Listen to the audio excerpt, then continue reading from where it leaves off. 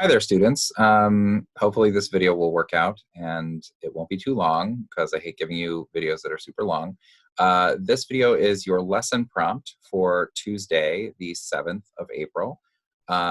This is one activity I'd like you to do along with the video project that's coming up. Remember that the video project is not due until 11:59 p.m.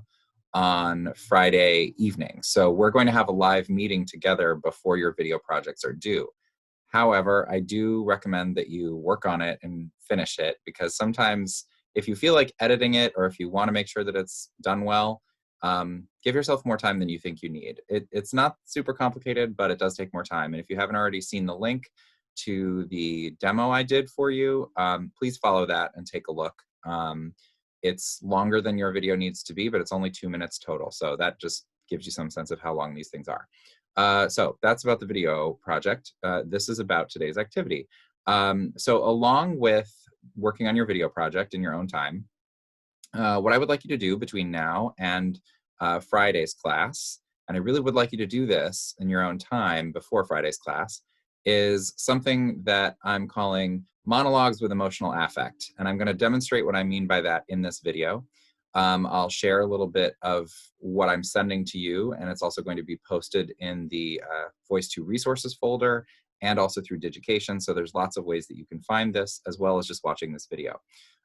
So first things first, you're going to need your monologue. So hopefully you've selected that.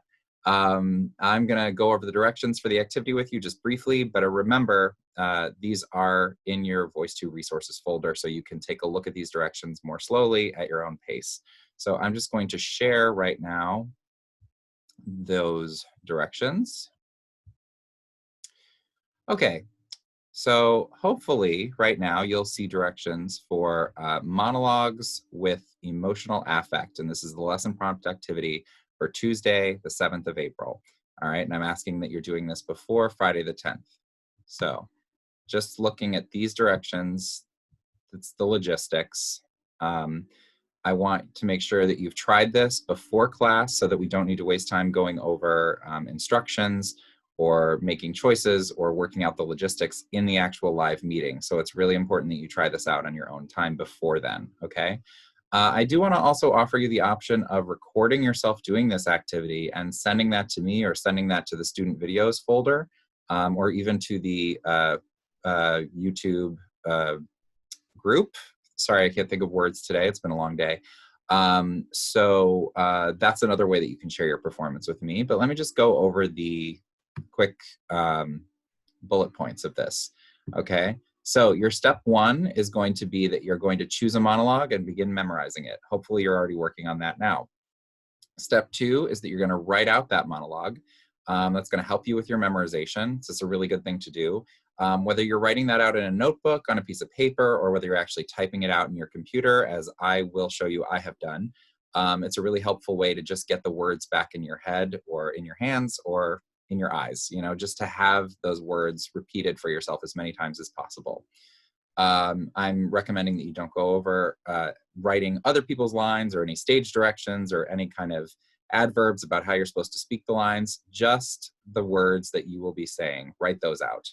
Okay, your third step is going to be to take the copy of that text, whether it's on screen or in a notebook, and you're going to divide it into 3 sections, okay? I'll show you what I did there on the next page.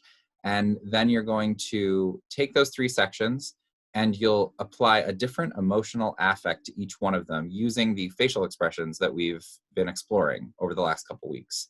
So I'll show you what I mean with an example in a minute. So I used a digital highlighter, which you'll see shortly. You can also do this on your page and maybe just draw a line or a slash between the different sections so you know how they are. Hopefully the video that's recording right now will show this, but I have the book from which I got the monologue that I typed out. And even in this book, I wrote, you know, little slash marks where I wanted to divide the text up for myself into different sections.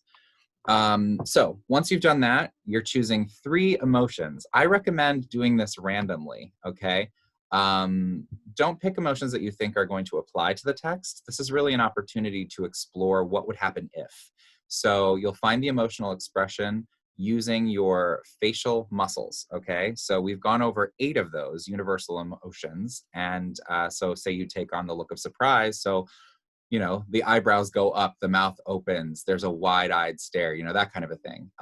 Find that emotional expression. Then you're going to breathe into it. So whatever that face is, you'll breathe into that face and see how it feels. Find the breath pattern, the speed and capacity of your breath that feels right, whether it's through the nose, through the mouth, or through both. Kind of explore that and figure it out. Then you're going to release some sound, whether it's a sigh or a hum or just anything that feels like it comes out of that face. Okay, and then if you stand up or walk around, you'll be able to try letting that expression affect your entire posture and alignment. Okay, give that a try. I'm going to do that in my chair for this example, but you can certainly try it on your feet. So then you're going to speak that monologue, and I really recommend doing this either to a camera, whether it's on your phone, or doing this to a mirror. So go into the bathroom, steal the bathroom for a few minutes and do your monologue that way. Just find a mirror or something where you can see yourself. And this is important so that you can actually manipulate your facial features and get a good sense of what it really looks like so that you can breathe into that, make sound through that, and just generally have a sense of what you look like, okay, and how that's going to affect you. And finally, I just want to reiterate the thing about this activity that's really important is this is about what would happen if, okay? So let go of the notions of how the monologue should be performed. Allow yourself to experiment with what would happen if your character truly felt this way when speaking these words. This is an experimental activity like a lot of what our voice work is. So just give it a try and really try to take it seriously because, I mean, I know these facial expressions, these 8 universal facial expressions are quite extreme. Well, it doesn't mean you have to take on the most extreme version of it. And it doesn't mean you have to lock your face in place while you're doing the activity. It just means this is going to get you started. It's something that's going to put you in a place. This is like some emotional preparation, which is a term you might hear more in the future while you're at UArts. Yeah, this is just a way to get you started in a more specific way than what we worked on in the first semester. So now I'm going to show you my example. Hopefully you will be able to see this. Okay. So here's my example. This is my monologue that I've chosen. All right, I found this in a monologue book. It's been years since I actually went over this monologue. I use this one here. I'm sure some of you may have even seen this monologue book. Okay. Nothing wrong with monologue books. They collect some really good stuff. And this one happens to be from a published play, which is very helpful. This one is called Beckett, and it's by Jean Anouilh. Or John on a wheel, whatever, however you want to say it, but it's a French playwright and it's been translated into English by Lucien Hill. So this is from the 3rd act, and you'll see what I've done with this is I've taken a highlighter. In this case, it's a digital highlighter. But I've taken a highlighter and I have created the sections for myself. So I have this first section here. I didn't do the whole thing because the highlighter gets to be a little obnoxious to look at. So the first section I did in yellow, the first and last line. The second section I did in green, the first and last line. And the third section I did in blue, the first and last line. And I'll just scroll down here so you can see like a little bit of a key for you. I made my 3 random selections of emotions. I chose contempt, I chose surprise, and I chose anger. And so I've done those in yellow, green, and blue. All right. So now I know when I'm looking at this text, when I'm rehearsing it, when I'm working on it, that I'm associating this particular emotional affect with this section of the text. Now, I do say in the instructions, you can do this just one section 3 ways if you like, or you can do the entire monologue if you so choose 3 ways. So you don't have to split it up into sections if you don't want to. But I just like this to get started because, you know, it's a time saver. So you'll choose your 3 emotions and then you're going to breathe into them. Then you're going to make some sound through them. Then you're going to try what the posture and alignment feels like. And then you're just going to speak it. And in between each section, or if you choose to do just one section over and over, give yourself the time to reset, to take on the new facial features, the new facial expressions rather, see what they look like in your mirror or camera, and then start the next section. So don't rush through this, give yourself time. And now I'm going to try this out for you. So it would be really good for me to know if you could see this and instead of me looking at the video later and trying it all over again. But I have faith. Okay, which is perfect for this monologue. All right, so my first emotion, hopefully you can see this, is in yellow highlighter, and that's contempt. So what I do know about contempt is I'm going to find an asymmetrical kind of sneer with my nose. I'm really letting that be extreme. All right, I'm letting that affect that whole side of my face. So my lip is pulling up, my nose is pulling up, I'm sneering, almost like this sense of superiority and disgust at the same time. So I'm going to breathe through that.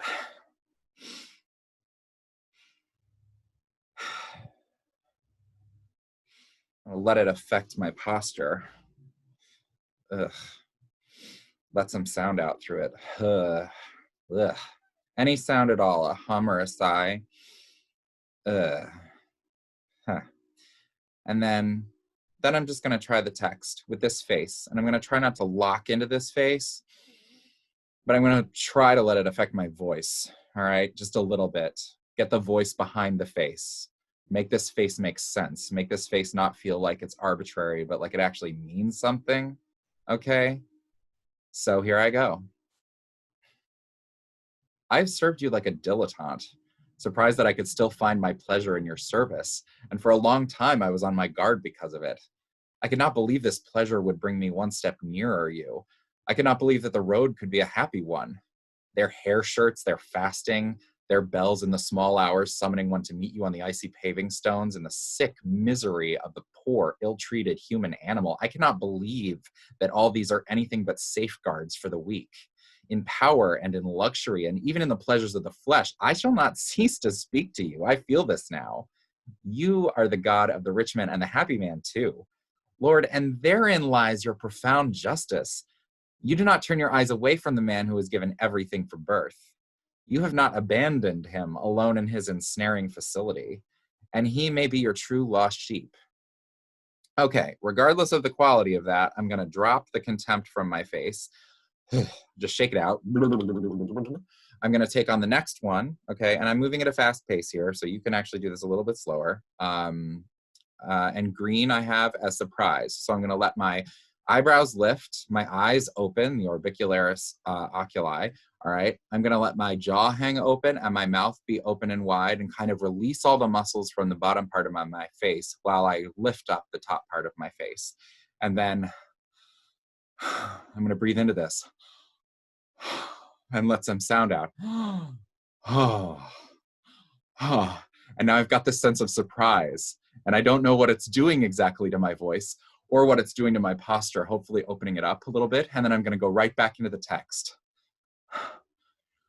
For your scheme of things, which we mistakenly call justice, is secret and profound, and you plumb the hidden depths of poor men's puny frames as carefully as those of kings.